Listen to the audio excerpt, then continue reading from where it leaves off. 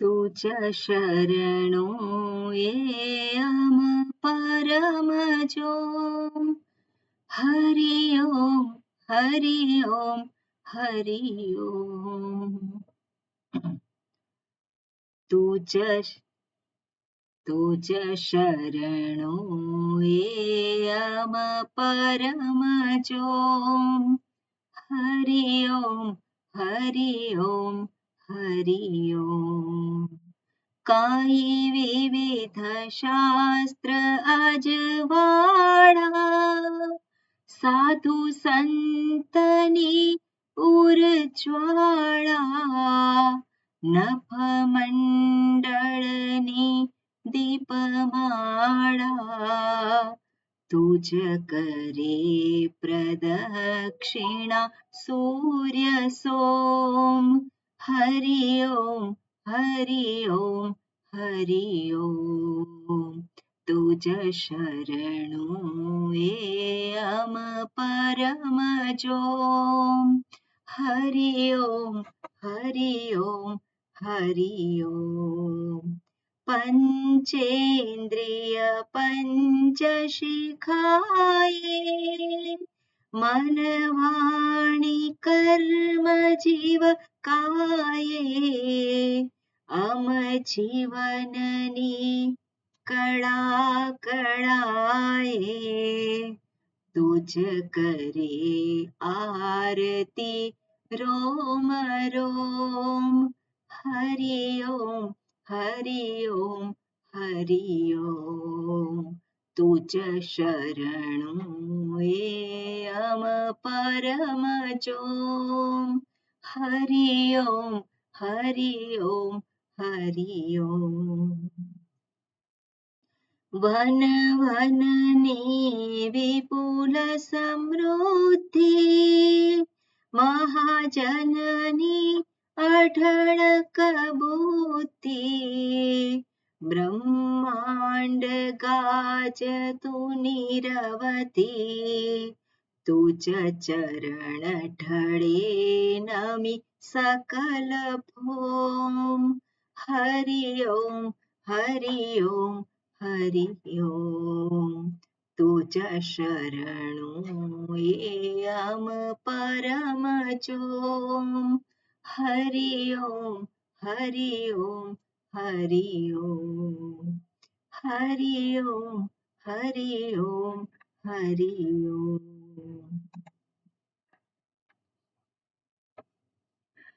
ओम हरि ओम श्री गुरुभ्यो नमः। हरि ओम।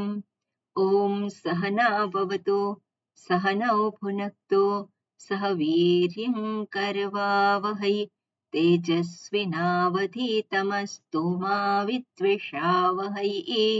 ओम शांति शांति शांतिः।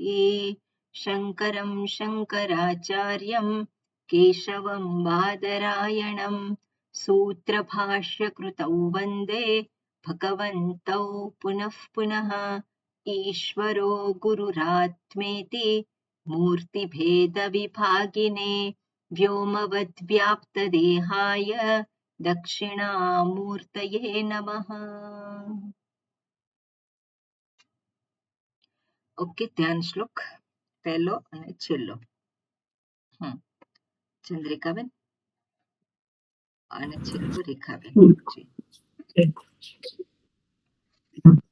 ओम पार्थाय प्रतिबोधितां भगवता नारायणेन स्वयं व्यासेन ग्रथितां पुराणमुनिना मध्ये महाभारतम् अद्वैतामृतवर्षिणीं भगवतीम् अष्टादशाध्यायिनीम् अम्ब त्वामनुसन्दधामि भगवत् गीते भवद्वेषिणीम्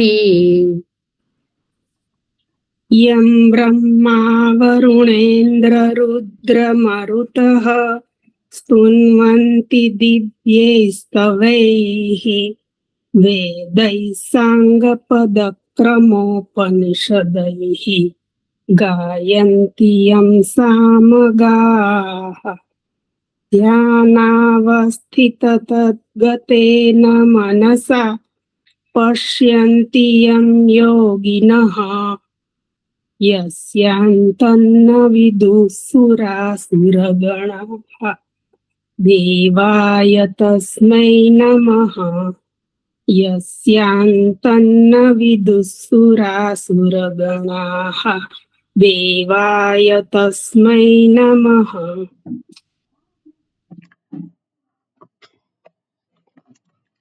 આપણે જોયું હતું કે અર્જુન ની સમસ્યા જે છે એ સમસ્યા પ્રસંગને આધારે ઊભી થઈ, પણ એ જે સમસ્યાનું જે મૂળ કારણ હતું એ પોતે શોધી શક્યા અને પછી ભગવાન પાસે પોતે એ સમજદારી માંગે છે.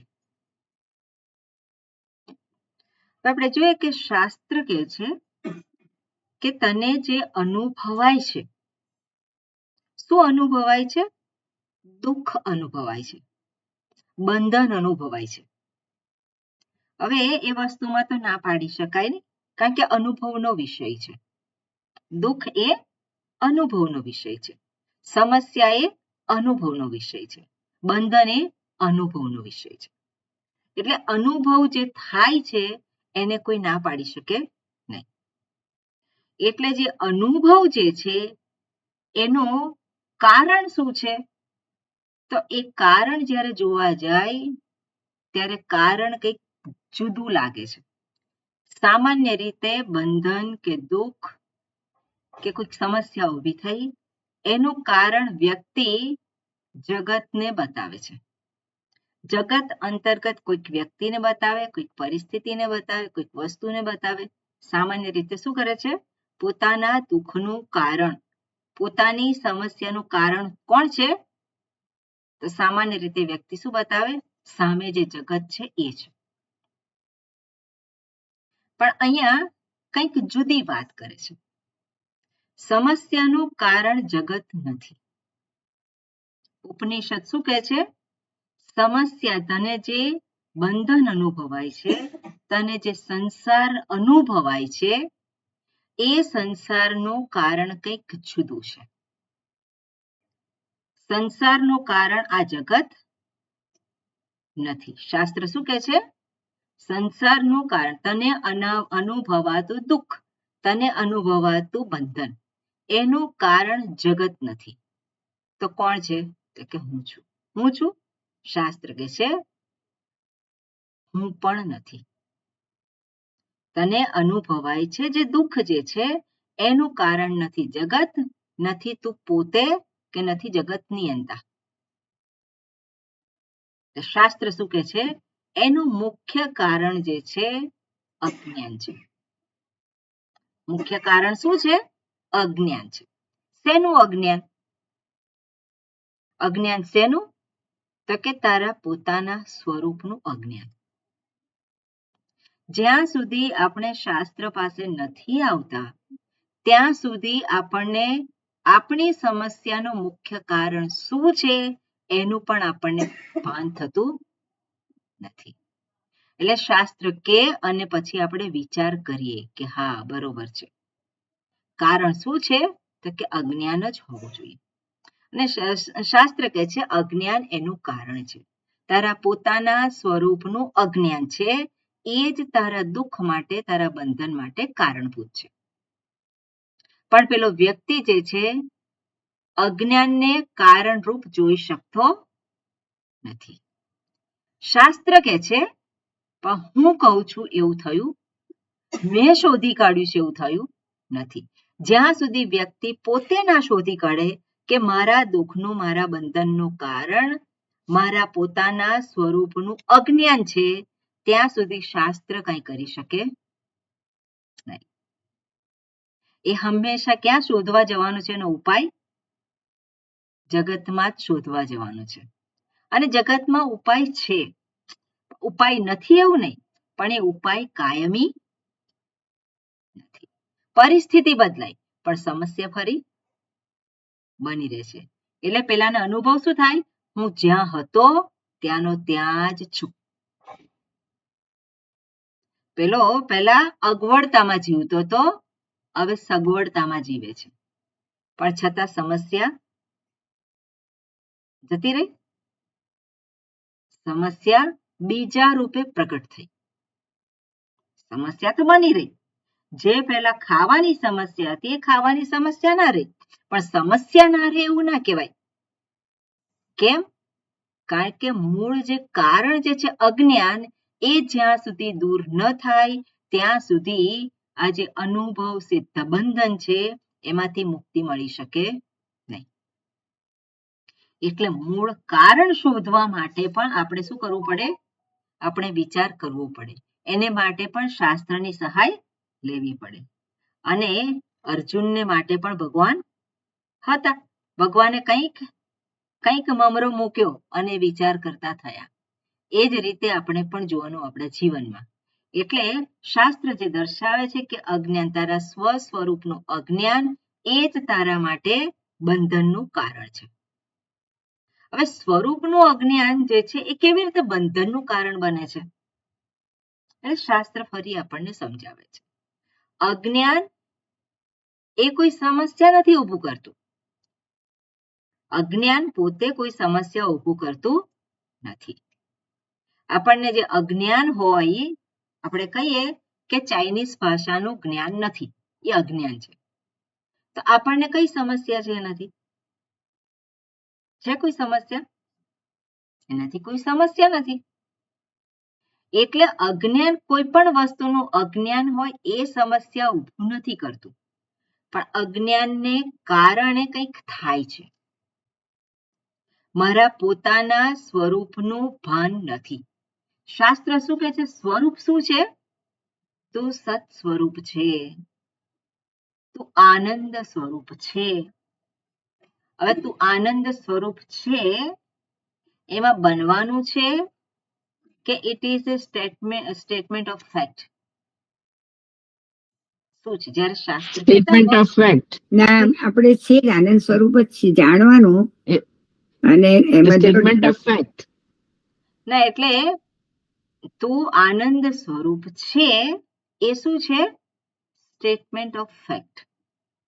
હું સ્વીકારું કે ના સ્વીકારું? ખરું ને? હું સ્વીકારું કે ના સ્વીકારું? જો હું સ્વીકારી લઉં એ સ્ટેટમેન્ટને, તો હું આગળ વિચાર કરું. પણ જો એ સ્ટેટમેન્ટને હું સ્વીકારું નહીં, તો મારા અનુભવને જ હું વળગી રહું છું. બરાબર ને? અનુભવને વળગી રહું છું તો સત્યનું ભાન થવાનો કોઈ ચાન્સ નથી. એટલે શાસ્ત્ર જે વાત કરે છે હુંના સંદર્ભમાં, હુંના સ્વરૂપના સંદર્ભમાં, એ શું છે? હકીકત છે. એટલે શાસ્ત્ર કહે છે કે તું આનંદ સ્વરૂપ છે, તું સુખ સ્વરૂપ છે. પણ સુખ સ્વરૂપ હોઉં તો મને બંધન કેમ, હું દુઃખી કેમ છું? હું જો સુખ સ્વરૂપ હોય તો દુઃખી કેમ છું? એટલે પછી ત્યાં શાસ્ત્ર દર્શાવે દુઃખી કેમ છે? તો અજ્ઞાન તારા દુઃખનું કારણ નથી. અજ્ઞાન એ તારા દુઃખનું કારણ નથી, પણ અજ્ઞાનને કારણે કંઈક થાય છે.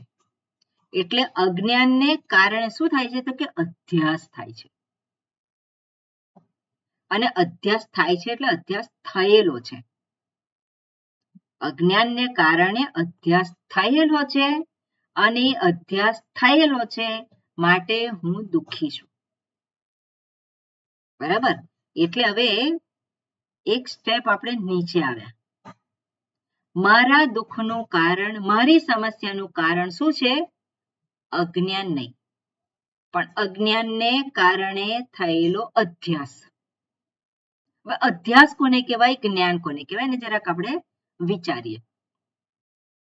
જે વસ્તુ જેવી છે એવું જ એનું ભાન હોય એને કહેવાય જ્ઞાન.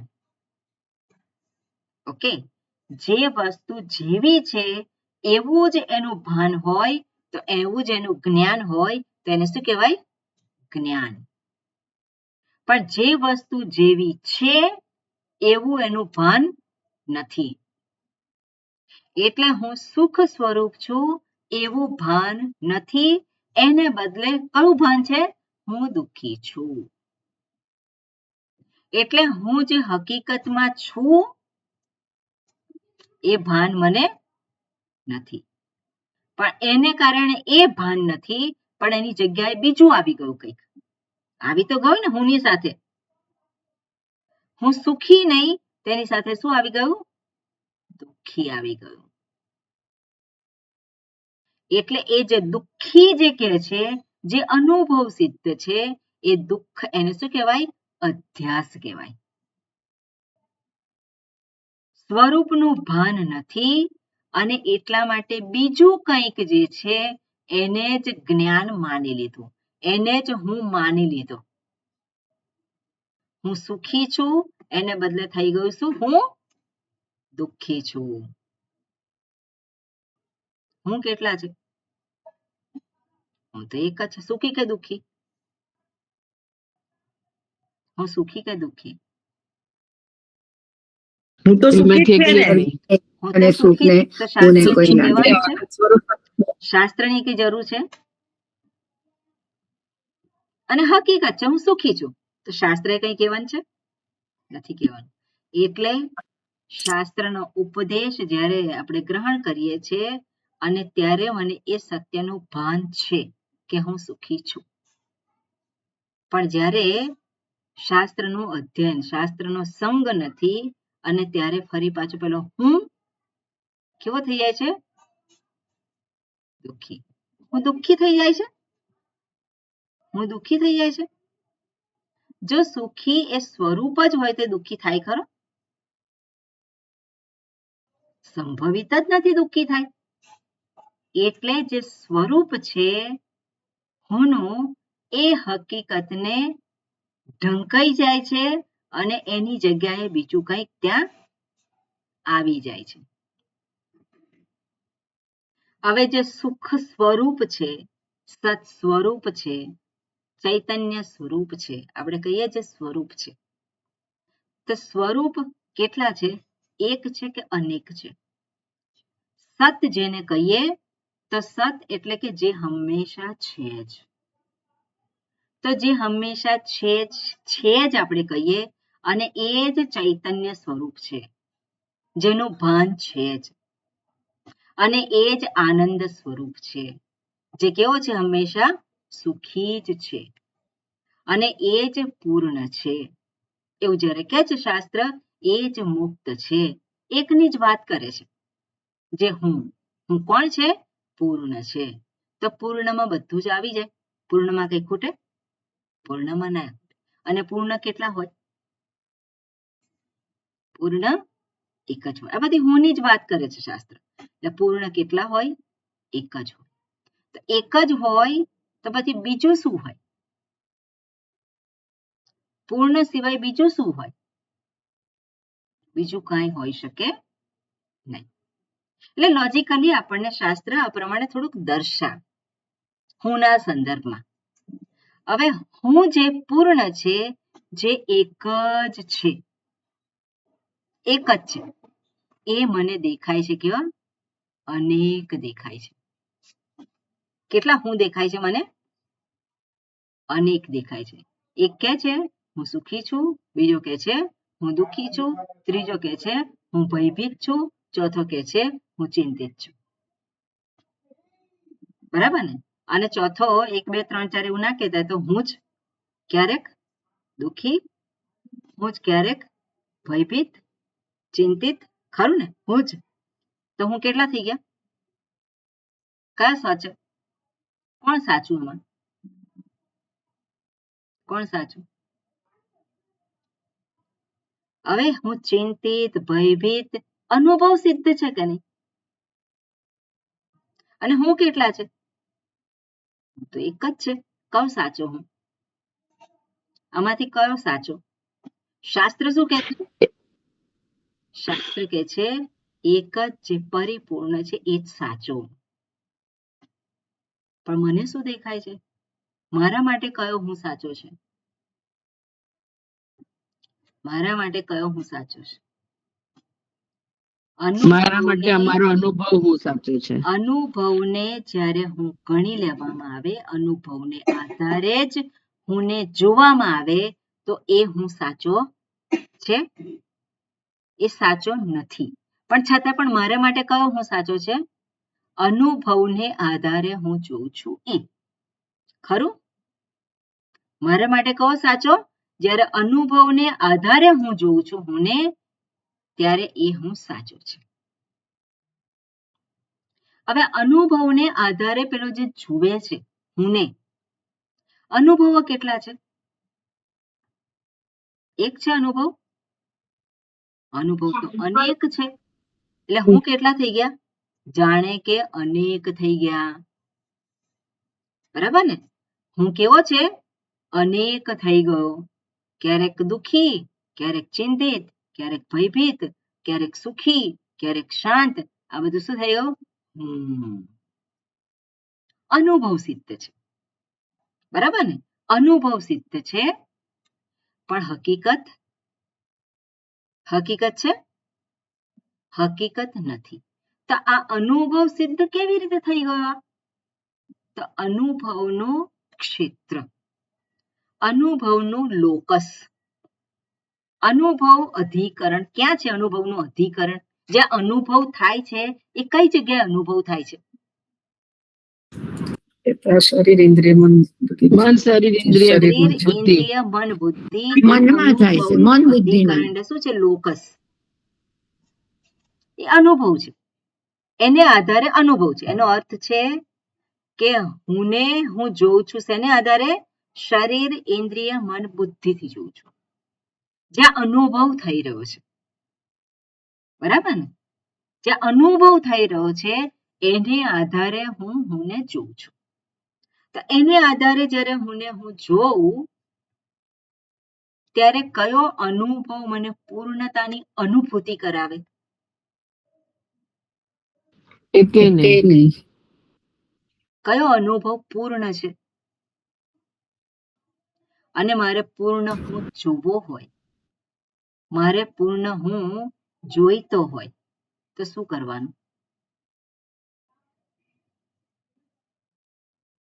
શું કરવાનું? શાસ્ત્ર પાસે જવું. શું કરવાનું? મારે શરીર, મન, ઇન્દ્રિય બધું એને આગું કરીને મારે એનાથી ઉપર જે મને દ્રષ્ટિ આપે છે એને જોવાનું, એ હું ને જોવાનું, એટલે જે પૂર્ણ છે. જોવાનું. ત્યાં શું છે? ત્યાગ. શેનો ત્યાગ? શરીર, ઇન્દ્રિય, મન, બુદ્ધિનો ત્યાગ. એટલે શું કરવાનું? મારે મરી જવાનું. એ ઉપાય છે? શરીર ને બુદ્ધિ ઇન્દ્રિયનો જે અધ્યાસ આપણે લઈને બેઠા છીએ એ અધ્યાસ થી દૂર રહેવાનું ને સતત યાદ રાખવાનું કે આ શરીર, મન, બુદ્ધિ, ઇન્દ્રિય હું નથી. અને એ વ્યવહારની અંદર રાખવાનું એ નથી, યાદ નથી રાખવાનું. હકીકત છે એનો સ્વીકાર કરવાનો. જે જેવું છે એવું જોવાનું ને સહજ થઈ જવું જોઈએ એમ મારું કેવું છે. ના, થવું જોઈએ એવું નહીં. આપણે સત્યતા શેમ આપીએ છીએ? આચરણ જે કરવાનું. વસ્તુ આપણે હંમેશા ધ્યાન રાખવાની, જે સત્યતા સ્થૂળ દેહ પર આપીએ છીએ. હા, એટલે સત્ય શું છે આપણે માટે? સત્યતા શેને આપીએ છીએ? હવે જે સ્થૂળ શરીર, ઇન્દ્રિય, મન, બુદ્ધિ જે છે એ ખરેખર સમસ્યાનું કારણ નથી. એને આધારે અનુભવ થાય છે એ પણ સમસ્યાનું કારણ નથી. અનુભવ આવે છે અને જતો રહે છે. બરાબર? પણ અનુભવને સત્યતા આપું છું હું. કેમ આપું છું? કારણ કે સાચો હું જે છે એ જાણે કે ઢંકાઈ ગયો છે મારા માટે, છે જ નહીં, મરી ગયો. એટલે જે અનુભવ સિદ્ધ હું છે એ જ શું છે? એને જ અનુભવ સિદ્ધ હું જે છે એ જ મારા માટે સાચો છે. ક્યારે આ સમસ્યામાંથી મુક્તિ મળે? જાણું કે પેલો જે બીજો હું જે છે એને હું જાણું તો જ આ જાય. હવે આ જે અનુભવ સિદ્ધ હું જેને કહું છું એ અનુભવ સિદ્ધ હું ખરેખર થઈ ગયો છું? ના, એ અહંકારના કબજામાં છે. એટલે પણ ખરેખર એ હકીકત છે? એ ના, હકીકત હકીકત નથી. નથી. તો હકીકત નથી તો ઊભું કેવી રીતે થયું? કેવી રીતે ઊભું થયું? અધ્યાસના માની કારણે. લીધું. કેવી રીતે ઊભું થયું છે? વિષયોમાં માની લીધું. આસક્તિ. અને એટલે જ એને અધ્યાસ કહેવામાં આવે. હુંના સાચા સ્વરૂપનું ભાન નથી અને એટલા માટે હું જે છે એ હુંને માની લીધો. કઈ રીતે માની લીધો? હું શરીર, હું ઇન્દ્રિય, હું મન, હું બુદ્ધિ. પેલો જીવ આવ્યો આ જગતમાં અને ત્યારથી એ પોતાને હુંને જુએ છે. કઈ રીતે જુએ છે? હોશિયાર, સહજ રીતે જે રીતે જુએ છે. જુએ. બર્થડે આવ્યો. કોનો બર્થડે આવ્યો? શરીરનો. હુંનો. પેલો birthday શરીરનો બર્થડે આવે એટલું એવું યાદ અને નથી લોકો રહેતું. શું કરે? 1 વર્ષ થયા ચાલો મોટું પેલું ફંક્શન કરે. પેલાને તે 1 વર્ષના તો કશી ખબર ના પડે. પણ 2 વર્ષનું થાય એટલે પછી એને ધીમે ધીમે ખ્યાલ આવે. પણ એ શું છે કે પેલું શરીર જે છે એને જ હું ગણવાનું, એને જ હું તરીકે લેવાનું અને એને હું તરીકે લીધું તો એને આધારે જે અનુભવો થાય છે એ પણ કેવા છે? એ હુંને જ અનુભવ થાય છે. અને એ હું કેવો થઈ ગયો? એ સાચો. બરોબર ને? એટલે જે સાચો હું જે છે એ સાચો હું રહ્યો નહીં અને એની જગ્યાએ ખોટો હું જે છે એને જ હું તરીકે ગણ્યો. એટલે એને શું કહેવાય? અધ્યાસ. જેવો હું છું એવો હું મને જોઉં એને જ્ઞાન કહેવાય. પણ જેવો હું છું એને બદલે કંઈક જુદો જ હું હુંને જોઉં તેને શું કહેવાય? અધ્યાસ. કઈ રીતે જોઉં છું? હું જે છું પરિપૂર્ણ. એને કયું શરીર છે? પરિપૂર્ણ હુંને. કઈ ઇન્દ્રિયો છે? શરીર નથી. કયું કંઈ મન જ છે? નથી. પણ એને શરીર, ઇન્દ્રિય, મન, બુદ્ધિ વાળો જોવું. બુદ્ધિ વાળો જોવો એટલે શું છે? એ જે અનુભવ સિદ્ધ જે છે એને જ સાચું ગણવું. તે શું થયું છે? અધ્યાસ થયો છે. અને શરીર, ઇન્દ્રિય, મન, બુદ્ધિ મર્યાદિત છે. એનાથી અમર્યાદિત અથવા તો પૂર્ણતાની પ્રાપ્તિ થઈ શકે નહીં. એટલે કોઈ અનુભવ પૂર્ણ હોઈ શકે. બરોબર?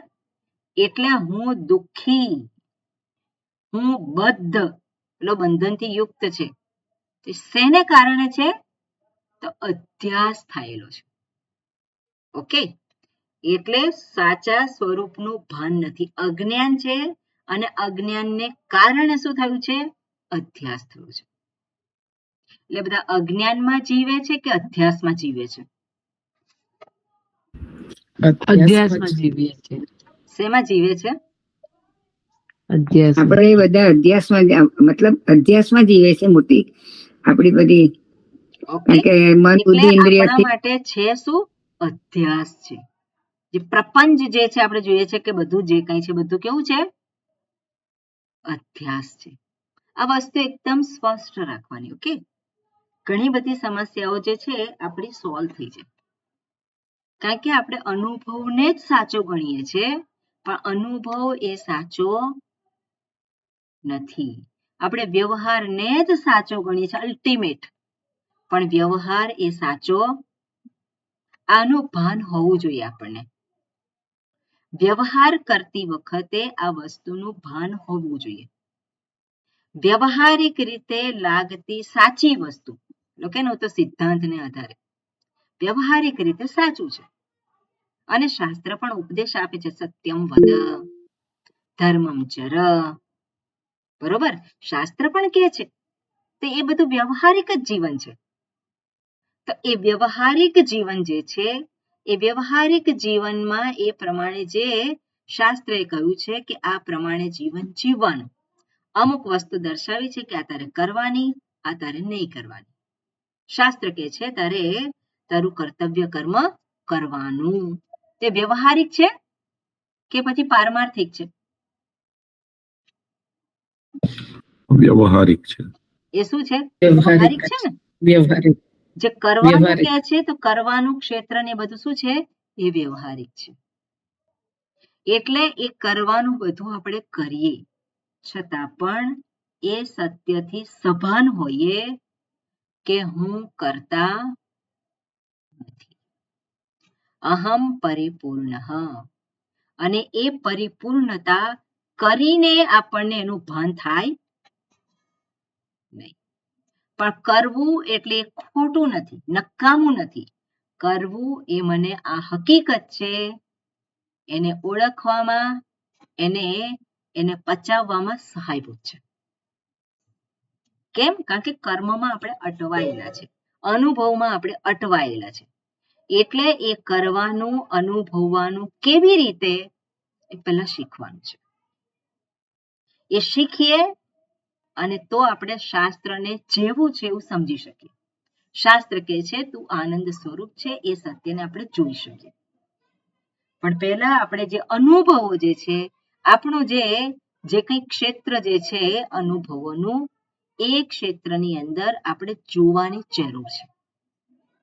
વ્યવહારિક ક્ષેત્ર છે એને પહેલા સરખું કરવાનું છે. કારણ કે મારી આજે હુંને માની લીધો છે. કેટલો હુંને છે? આ જ હુંને. એટલે જે માત્ર સ્થૂળ, જે પેલો સ્થૂળ શરીર ઉપર હું છે એટલો જ પોતાને હું ગણે છે. તો એ તો કેટલો રહેવાનો છે? આના જ સુખ માટે જીવવાનું છે.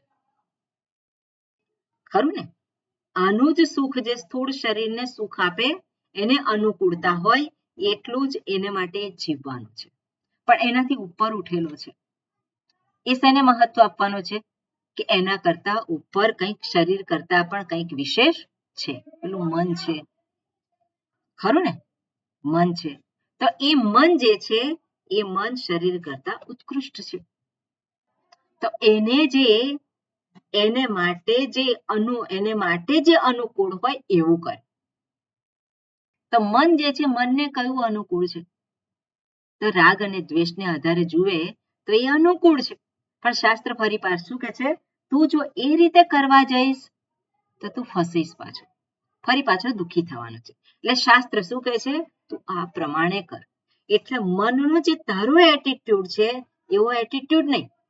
મને ગમે છે એટલે કરું, મને નથી ગમતું એવું ના કરું, એવું નહીં. પણ તારે શું કરવાનું છે? એ મનના રાગ અને દ્વેષથી ઉપર ઉઠવાનું છે.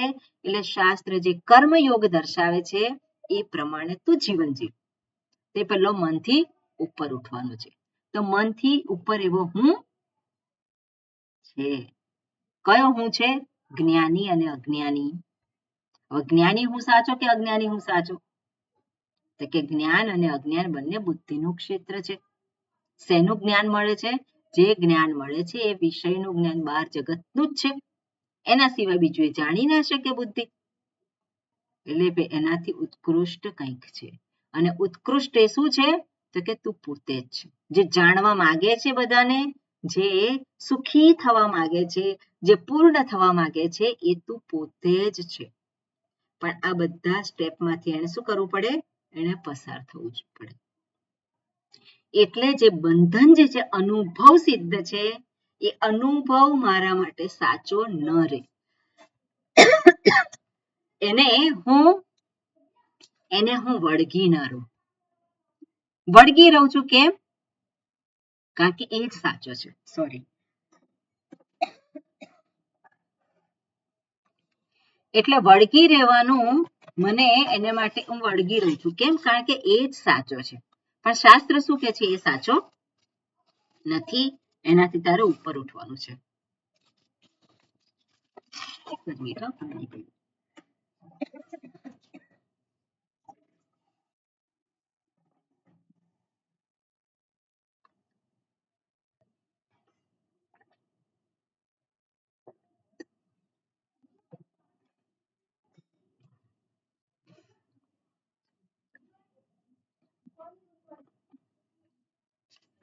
એટલે આપણે જોવાનું છે કે આપણે આ સ્થૂળ શરીરથી ઉપર ઉઠવાનું છે, ઇન્દ્રિયોથી ઉપર ઉઠવાનું છે, મનથી ઉપર ઉઠવાનું છે, બુદ્ધિથી ઉપર ઉઠવાનું છે.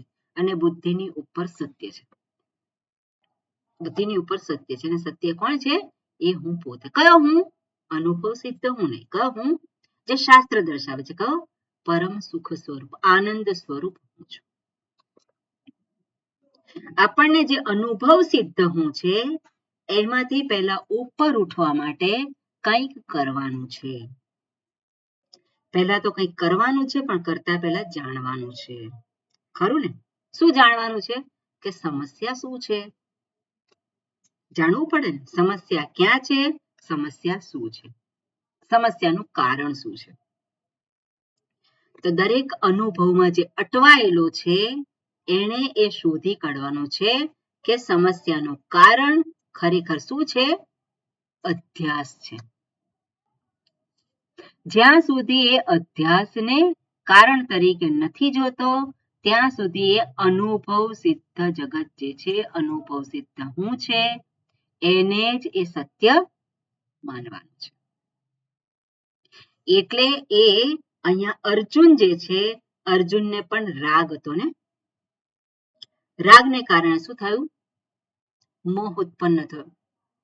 એ મોહને કારણે શોક ઉત્પન્ન થયો. તો આ જીવની દશા છે. જીવ એટલે કોણ છે? તો જીવ આવ્યો. કઈ રીતે આવ્યો? કઈ રીતે આવે છે? જ્યારે એન્ટ્રી કરે છે આ જગતમાં, કઈ રીતે કરે છે? જાહેરાત કરે છે, હું આવ્યો. કઈ રીતે જાહેરાત કરે છે?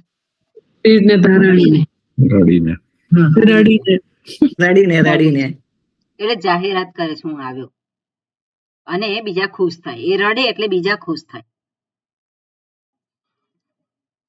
બધું વિચિત્ર છે ને. એટલે રડે છે, આવ્યો.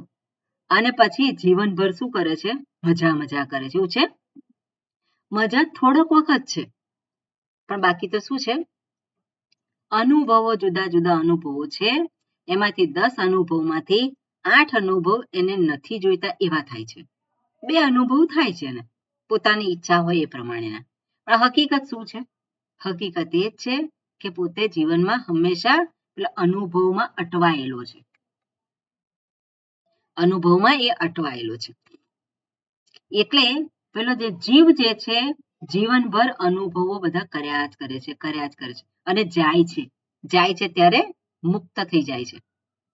એવું કહેવાય? જાય એટલે મુક્ત. શેમાંથી મુક્ત થયો? ધારો કે મુક્ત થયો, શેમાંથી થયો? શરીર, ઇન્દ્રિય, મન, બુદ્ધિથી. અનુભવોમાંથી મુક્ત થયો.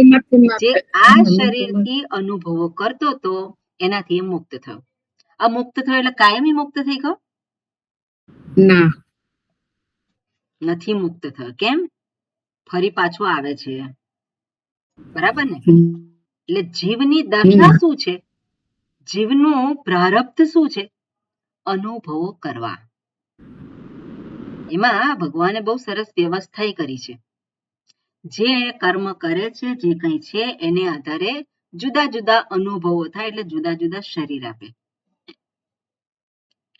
પેલું ભૂંડ હોય એને કીચડમાંથી આનંદ મળે છે કે નહીં? મનુષ્યને મળે ખરું? ના મળે. તો એ કીચડનો આનંદ લેવો હોય તો ક્યાં જવું? કેવું શરીર જોઈએ? શરીર જોઈએ. અને સ્વર્ગનો આનંદ જોઈતો હોય તો જુદું શરીર જોઈએ. ખરું ને? એટલે ભગવાન એ બધા અનુભવો જે છે એ અનુભવો કરવા માટે જુદા જુદા શરીરો આપે છે, જુદા જુદા લોકમાં. અને પેલો જે જીવ આવ્યો છે એ અનુભવને જ મહત્વ આપે છે. ખરું કે નહીં? જે મનુષ્ય તરીકે આપેલો આવ્યો છે એની આપણે સ્થિતિ જોઈએ. તે અનુભવને જ સાચો ગણે છે. અને એટલે અનુભવ એટલે શું છે? જુદા જુદા અનુભવ કરે છે. એટલે અનુભવમાં અટવાયેલો રહે છે. કયા અનુભવ કરું હું? શું ખાવું? શું જોવું? જોવું એટલે શું સાંભળવું? જોવું એટલે અહીંયા તો જોઈ લીધું. ઘરમાં જોઈ લીધું બધું. હવે ઘરની બહાર જવું. અને ઘરની બહાર જાય એટલે દુનિયા કેવી છે? આ નથી જોયું, આ નથી જોયું, આ નથી જોયું, આ નથી જોયું. અહીં જવા જેવું છે, અહીં જવા જેવું છે. અને કોક કે એટલે તરત તૈયાર. એ શું છે? અનુભવ કરવા માટે જાય છે. એટલે સત્ય શું છે એના માટે? અનુભવને આધારે જે પ્રાપ્ત થાય છે સુખ. બરાબર ને? હવે એ સુખ પ્રાપ્ત થાય છે કે નથી થતું એ વ્યક્તિગત છે. ઘણી બધી વખત વ્યક્તિનું શું હોય છે કે વ્યક્તિ પોતાની જે સ્થિતિ જે છે એક જ જે અનુભવ થઈ રહ્યો છે એનાથી કંટાળી ગયો એટલે બીજા અનુભવ કરવા માટે પેલો પ્રવૃત્ત થાય છે. પણ બીજો અનુભવ એ સુખદ જ છે એવું કહી શકાય નહીં. પણ પેલો કંટાળી ગયો, મોનોટોનસ લાઈફ. મોનોટોનસ એટલે શું? એક જ કરવાનું, દાળ ભાત જ પ્રકારની ખાવાના પરિસ્થિતિ એવું. હોય એટલે પેલું મન શું કે હવે જુદું, હવે કંઈક જુદું કરે તો સુખ થાય. એટલે મનની ડિમાન્ડ છે કે શરીરની ડિમાન્ડ છે? શેની ડિમાન્ડ છે? મનની. શરીરને તો ખાલી આધાર જોઈએ છે. અને મન જે છે તો મન જે છે એ જુદી સ્થિતિમાં એ ગોઠવાય છે અને જે પહેલાનું જે દુઃખ હતું એ દુઃખ રહેતું નથી, જુદી પરિસ્થિતિ છે. પણ જુદી પરિસ્થિતિ છે, પરિસ્થિતિ બદલાઈ છે, પણ સમસ્યા જતી રહી? સમસ્યા તો રહે છે જ. સમસ્યા તો રહે જ છે. એટલે પરિસ્થિતિ એ પોતે બદલે છે, પણ પરિસ્થિતિ બદલાવાથી પોતાની સમસ્યામાંથી મુક્ત થઈ ગયો એવું થતું નથી. એટલે એને જાણવું જ રહ્યું કે અનુભવો કર્યા કરવાથી મારી સમસ્યામાંથી હું મુક્ત થઈ શકું નહીં. આ સત્યનું ભાન એને પોતાને થવું જોઈએ. અને તો નવા નવા અનુભવો કરવા માટે મન પ્રવૃત્ત થાય નહીં, શોધી કાઢે. પાદરામાં પણ એ છે અને પેરિસમાં પણ એ જ છે. બરોબર? પાદરામાં એ રોડ છે, મકાનો છે, તળાવ છે અને એવું જ ક્યાં છે? બધે જ છે. તો એ વસ્તુ હકીકત છે કે પછી માની લેવાનું છે? હકીકત જ છે. હકીકત જ છે ને. પણ મનને ચેન્જ મળે છે અને એ જે ચેન્જ જે છે એને સુખ ગણે છે. એમાં એને સુખ અનુભવાય છે. બરાબર ને? એટલે આપણે જોવાનું કે અનુભવો જે કરવા માટે પેલો પ્રવૃત્ત થયો છે એને એક વસ્તુ તો માની લીધું છે કે મારા મનમાં જે અનુભવો થાય છે અને અનુભવથી પ્રાપ્ત થતું સુખ એ જ સાચું છે. એ જે સુખનો અનુભવ થયો અથવા તો રાહતનો અનુભવ થયો એ જ સાચું. ખરું ને? સાચી વાત કે નહીં? પેલો હું જે આનંદ સ્વરૂપ છે ક્યાં ગયો? એ જો શાંતિથી આને જુએ છે, આ નાટક કરે છે એને. એ જુએ છે? એ તો જોતોય નથી. છે જ ક્યાં એનું તો? છે જ ક્યાં? જ્યાં શાંતિથી બેઠો છે બસ. જ્યાં સુધી એની ઉપર દ્રષ્ટિ ના હોય તો પેલો બની બેઠેલો પેલો હું જે છે, અનુભવ સિદ્ધ હું છે, એ જ સાચો છે. ખરું ને? એટલે શાસ્ત્ર કહે છે કે તને તું જે અનુભવોને સાચા ગણે છે પણ અનુભવ એ અધ્યાસ છે. અનુભવ એ શું છે? અધ્યાસ જ છે ને. અધ્યાસ અંતર્ગત જ આવે. કારણ કે અનુભવ ક્યાં થાય છે? શરીર, ઇન્દ્રિય, મન, બુદ્ધિ. અને શરીર, ઇન્દ્રિય, મન, બુદ્ધિ એક શું છે? એ હું નથી. એટલે સ્વરૂપનું ભાન નથી. ત્યાં આજે શરીર, ઇન્દ્રિય, મન, બુદ્ધિ જે છે એ જ હું થઈ ગયા. એમાં થતા અનુભવો એ જ હુંને થાય છે અને એ જ સાચું છે.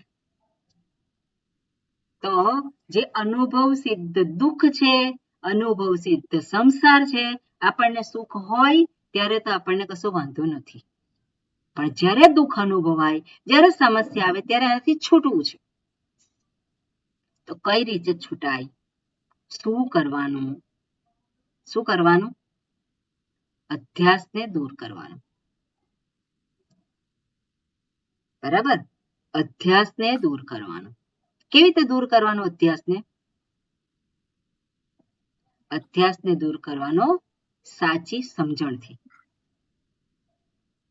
કઈ સાચી સમજણ? હુંના સ્વરૂપનું સાચું જ્ઞાન. ખરું? હુંના સ્વરૂપનું સાચું જ્ઞાન એ અધ્યાસને શું કરે છે? દૂર કરે છે. અધ્યાસ એટલે શું? જે વસ્તુ જેવી છે એવું એને જોવામાં આવતું નથી. રજ્જુ સર્પનું ઉદાહરણ આપણે શાસ્ત્રમાં છે જ.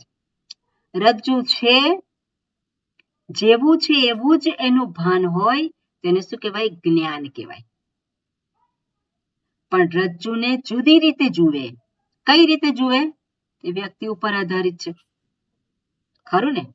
એને મનમાં ભય હોય, સર્પનો ભય અંદર હોય, તેને શું દેખાય? ત્યાં રજ્જુમાં સર્પ દેખાય. પેલો વ્યક્તિ જતો હોય અને એને પાણીથી બીક લાગતી હોય તો ત્યાં શું દેખાય? પાણીનો રેલો દેખાય. જુદું જુદું એમાં એ પોતે એને દેખાઈ શકે. એટલે આપણે જોવાનું કે જે વસ્તુ જેવી છે એના કરતા જુદી ગ્રહણ કરે એને શું કહેવાય છે? અધ્યાસ. અધ્યાસ કેવી રીતે દૂર થાય? જ્યાં સુધી રજ્જુ રજ્જુ છે એવું ભાન ન થાય ત્યાં સુધી અધ્યાસ દૂર થાય નહીં. અધ્યાસ દૂર ના થાય તો અધ્યાસને કારણે ઊભી થયેલી સમસ્યા પણ દૂર થઈ શકે નહીં. પેલાને ડર લાગ્યો સાપનો, સાપ જોયો અને પછી ડર લાગ્યો. તેમાંથી કઈ રીતે મુક્ત થવાનું? ડરમાંથી મુક્ત કઈ રીતે થવાનું? કયો ઉપાય કયો છે એમાંથી? એ જે અનુભવ સિદ્ધ ડર છે એમાંથી મુક્ત થવા માટેનો કયો ઉપાય છે? દૂર ભાગી જવાનો. અધ્યાસ દૂર થવો જોઈએ. જ્ઞાન થવું કે આ જે સર્પ દેખાય છે ત્યાંથી દૂર ભાગી જઈએ તો પછી સમસ્યા તો જતી રહે ને. એ ટેમ્પરરી જાય ને, પરમેનન્ટ. બરાબર. એ કેવું છે? એ ટેમ્પરરી જાય. ફરી પાછો બીજી જગ્યાએ શું જવા થવાનું છે? ફરી આવે તો ફરી પાછું એ જ દેખાવાનું છે. એટલે ટેમ્પરરી. એ બધા ટેમ્પરરી ઉપાય છે. ભાગી જવું તો એ બધા ટેમ્પરરી છે. પણ મુખ્ય જે ઉપાય જે છે, અલ્ટિમેટ ઉપાય શું છે? રજ્જુને રજ્જુ તરીકે જાણ. બરાબર ને? રજ્જુને રજ્જુ તરીકે જાણો તો પેલો સર્પ જે અધ્યસ્ત છે અને એ જતો રહે છે, એની સાથે ઊભો થયેલો ભય પણ એ પણ જતો રહે છે, એ પણ નથી રહેતો. એ જ રીતે સંસાર એ અધ્યાસનું પરિણામ છે. બંધન, દુઃખ એ અધ્યાસનું પરિણામ છે. પેલો દુઃખી, સુખી, ચિંતિત, ભયભીત પેલો હું, એ શેનું કારણ છે? અધ્યાસનું કારણ. અધ્યાસ એનું કારણ છે. અધ્યાસ દૂર થઈ ગયો તો આ પણ શું છે? પેલો દુઃખી, સુખી એ બધો પણ જતો રહ્યો. એટલે અધ્યાસમાંથી મુક્તિ એ જ મુખ્ય શું છે? એ ઉદ્દેશ છે શાસ્ત્રનો. એટલે અજ્ઞાન દૂર કરવાનું એવું નહીં. શું છે? અધ્યાસને દૂર કરવાનું. પણ અધ્યાસ કેવી રીતે જાય છે? જ્ઞાન થકી. જ્ઞાનથી થાય છે. બરોબર. અધ્યાસ કેવી રીતે દૂર થાય છે? જ્ઞાનથી. એટલે અહીંયા પણ અર્જુનને સમસ્યા છે. એને બંધન અનુભવાય છે. અમારા સગા છે, મારે મારી નાખવાના છે, અનુભવ થયો છે. પણ એ અનુભવનું મૂળ કારણ એ શોધે છે. શું શોધે છે?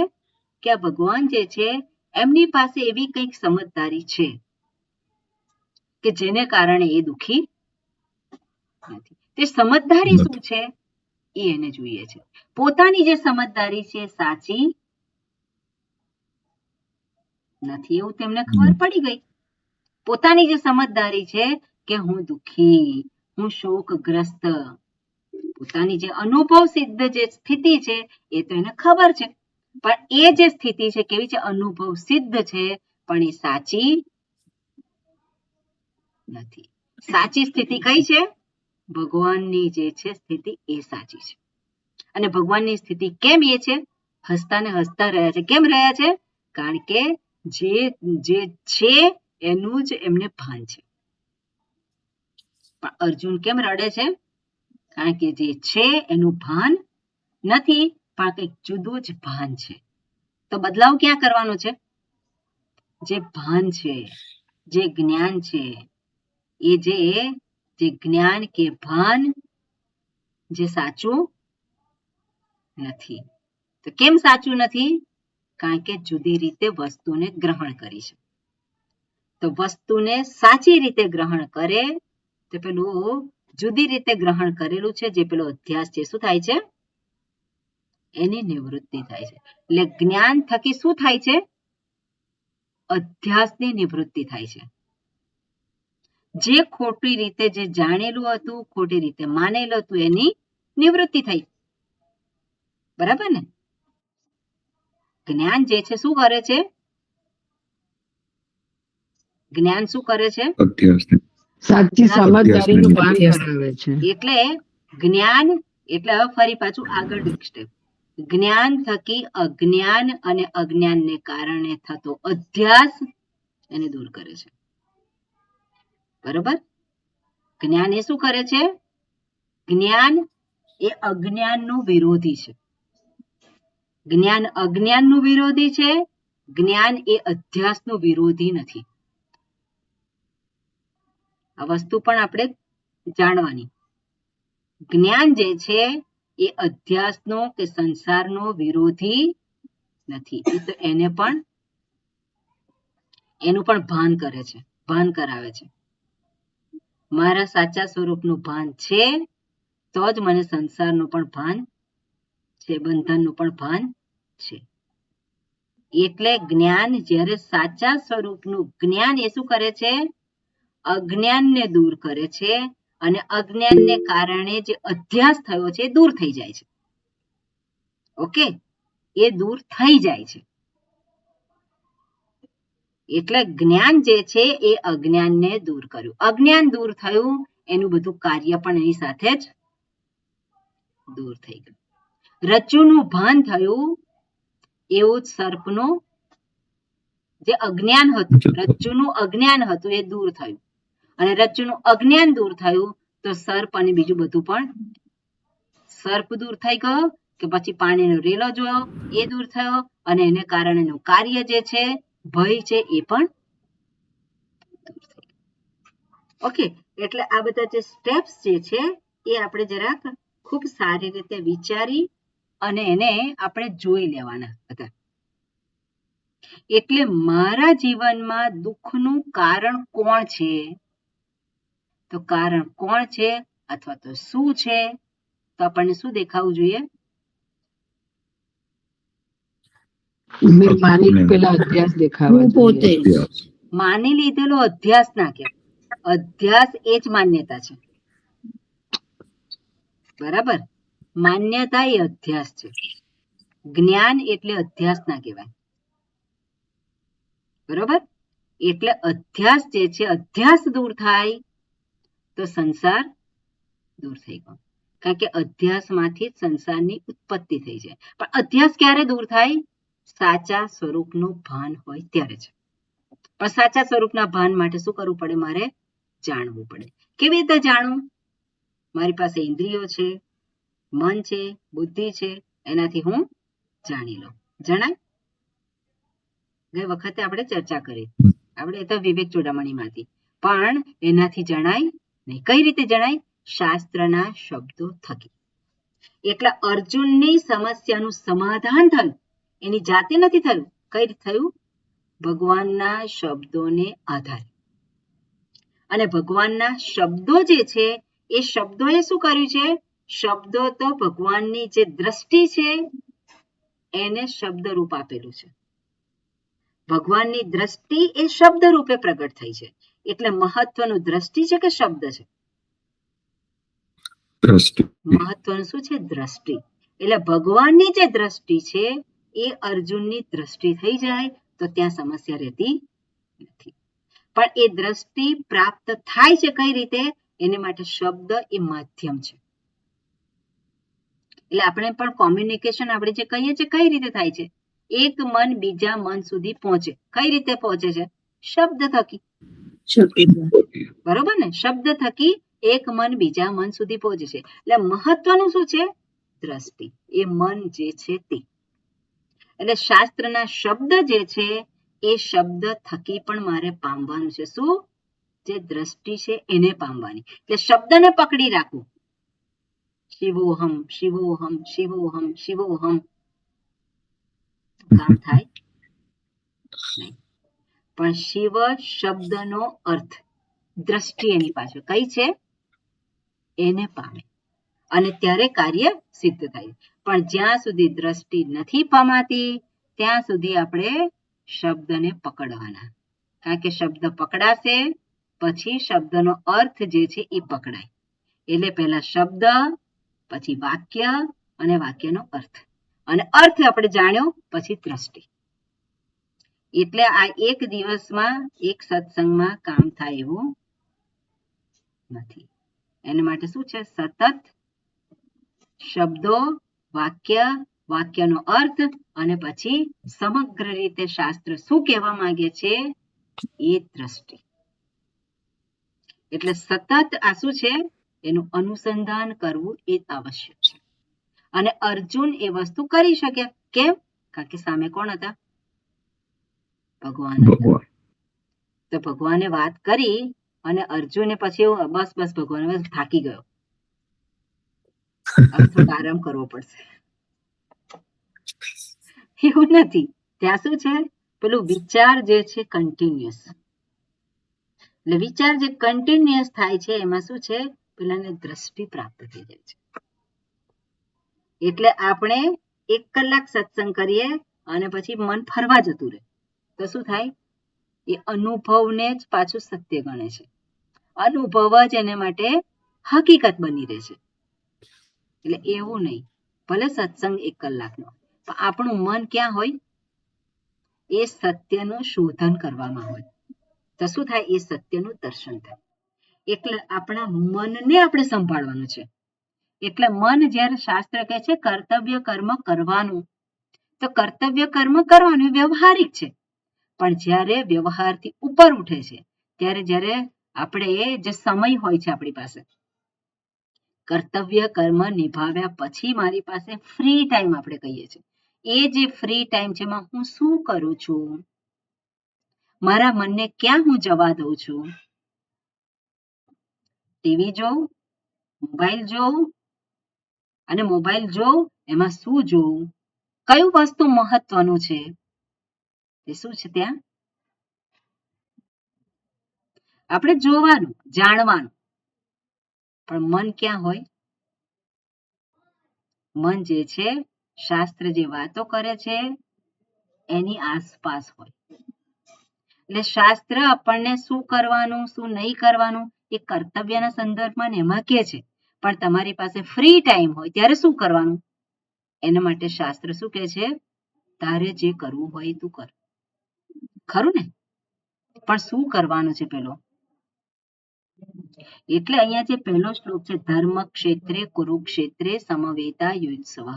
તો ધર્મ ક્ષેત્રે જે છે તો આ શરીરને ધર્મ ક્ષેત્ર કહ્યું છે. આ શરીર શું છે? આપણે જોયું હતું કે ધર્મ ક્ષેત્ર છે. અને આ ધર્મ ક્ષેત્ર છે એટલે કે પુણ્યનું ક્ષેત્ર છે. આ જે મનુષ્ય શરીર આપ્યું છે શું છે? પુણ્યનું ક્ષેત્ર છે. એટલે પુણ્ય એ કમાઈ શકે છે. એટલું જ નહીં, આ જ જે શરીર જે છે એટલે કુરુક્ષેત્ર કહ્યું છે. એને કરવું તો પડે એટલા માટે કુરુક્ષેત્ર છે. કર્મક્ષેત્ર છે. ધર્મક્ષેત્ર છે, કર્મક્ષેત્ર છે. એટલું જ નહીં, એ જે ધર્મ જે છે ધર્મક્ષેત્ર, જે પુણ્ય જે છે એ જ પુણ્ય ફરી પાછું એને શું કરે છે? કોઈક રીતે એના પોતાના સ્વરૂપને ઓળખી શકે એવી પણ સંભાવના ઊભી કરે છે. એવી પણ સંભાવના પુણ્યને કારણે ઊભી થાય છે. તો આ જે ધર્મ ક્ષેત્ર છે ત્યાં જ એ પોતાના સ્વરૂપને પણ એ જાણી શકે છે.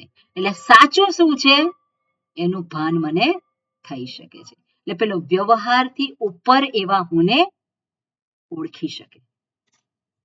ક્યાં? આ ધર્મ ક્ષેત્ર છે જે કુરુક્ષેત્ર છે. જાણવા માટે પણ કંઈ કરવું તો પડે ને.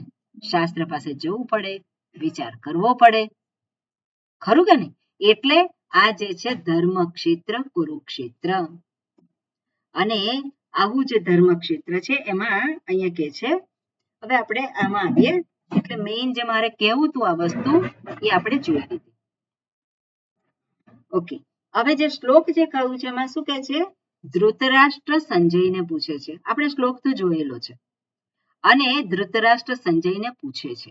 અમે ગઈ વખતે વાત કરી હતી કે 18મા દિવસે, પણ 18મો દિવસ નહીં, 18 દિવસ તો યુદ્ધ ચાલે, પણ 18મા દિવસે નહીં પણ 10મા દિવસે ભીષ્મ પિતામહ પડ્યા. કોઈને ખ્યાલ હતો ગઈ વખતે વાત કરી ત્યારે? ના, બરોબર. પણ 10મા દિવસે ભીષ્મ પિતામહ પડે અને એટલે સંજય જે યુદ્ધ જે જોતા હતા દિવ્ય દ્રષ્ટિથી, એના મુખમાંથી કંઈક ઉદ્ગાર નીકળી પડ્યા. અને ત્યારે વાત થઈ હતી. આ કીધું તું, ઉદ્ગાર નીકળે તો ઓ કરીને એ બોલ એમ. હા, એટલે 10મા દિવસે સંજયે આ ઉપદેશ આપેલો છે ધૃતરાષ્ટ્રને. પછી તો ભીષ્મ પિતામહ જે છે એમને તો ઈચ્છા મૃત્યુ હતું, વરદાન. એટલે બાણ શૈયા ઉપર રહ્યા હતા અને યુદ્ધ પૂરું થયા પછી ઉત્તરાયણ કાળ આવ્યો ત્યાં સુધી એ પોતે જીવિત રહ્યા અને પછી પોતે પ્રયાણ કરેલું છે. એટલે 10મા દિવસે જ્યારે એ થયું ત્યારે પછી એને ત્યારે સંજય જે છે એ ધૃતરાષ્ટ્રને વાત કરે છે. ધૃતરાષ્ટ્ર પૂછે છે અને પછી જવાબ આપે છે. બીજો શ્લોક છે સંજય ઉવાચ. એ પણ આપણે જોયો છે કે બાકી છે? એમાં પણ સામાન્ય આપણે જોયું હશે. એમાં શું કહે છે? દૃષ્ટવા તુ પાંડવાનેકમ વ્યુઢમ દુર્યોધનસ્તદા. દુર્યોધન તદા, ત્યારે દુર્યોધન અને શું કહે છે? આચાર્યમ ઉપસંગમ્યમ રાજા વચનમ અબ્રવીત. તો રાજા દુર્યોધન તદા, જ્યારે બે સેનાઓને સામસામે ગોઠવાયેલી છે અને ત્યારે દુર્યોધન શું કરે છે?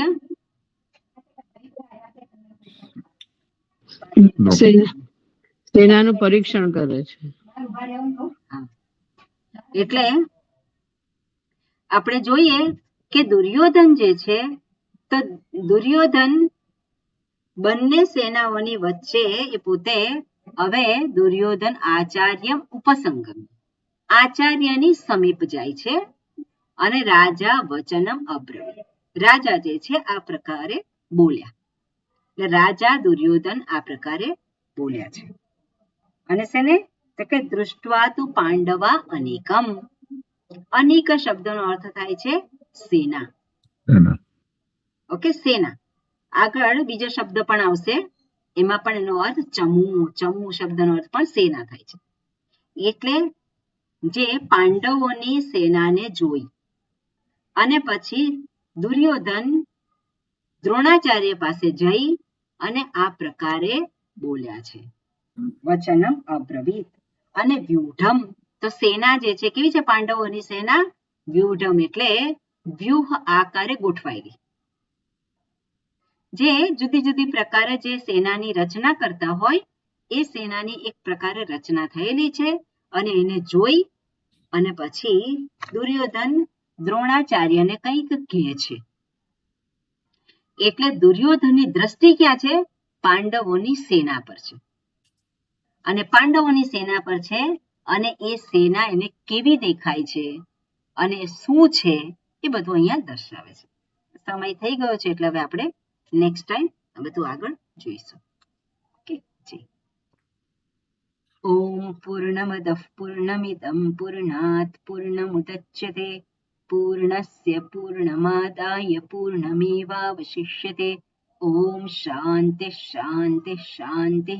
હરિ ઓમ શ્રી ગુરુભ્યો નમઃ. હરિ ઓમ. હરિ ઓમ. ઓકે, બધા વિચારજો અને કંઈક